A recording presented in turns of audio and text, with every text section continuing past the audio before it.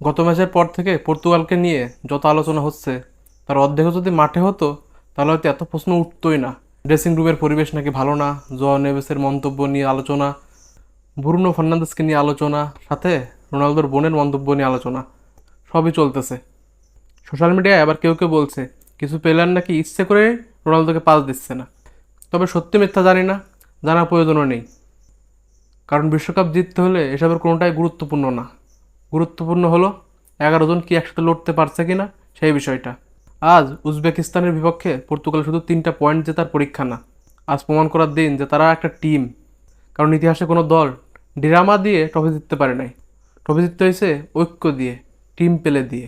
আর রোনালদোর কথাই যদি বলি, লোকটা 20টা বছর ধরে পর্তুগালকে দিয়ে গেছে, গোল দিছে, রেকর্ড দিছে, ট্রফি দিছে। পৃথিবীর মানচিত্রে পর্তুগালকে এমন এক জায়গায় নিয়ে গেছে যেখানে হয়তো অনেকেই কল্পনাই করতে পারে নাই যে পর্তুগাল যাবে। আজ তার বয়স 41।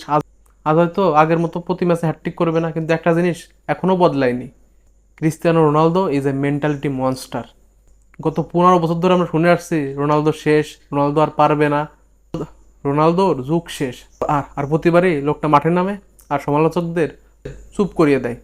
চাপ যত বাড়ছে, সমালোচনা যত বাড়ছে, রোনালদো ঠিক ততটাই ভয়ঙ্কর হয়ে উঠেছে। তাই আজ যদি কেউ রোনালদোকে নিয়ে সন্দেহ করে আমি অবাক হই না, কারণ তারা হয়তো ইতিহাসটা ভুলে গেছে। কিন্তু আমি ভুলিনি।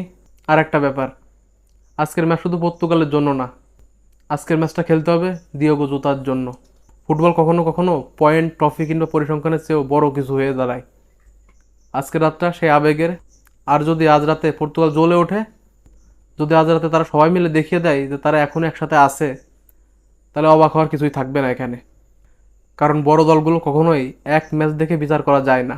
Forza Portugal, Viva Ronaldo.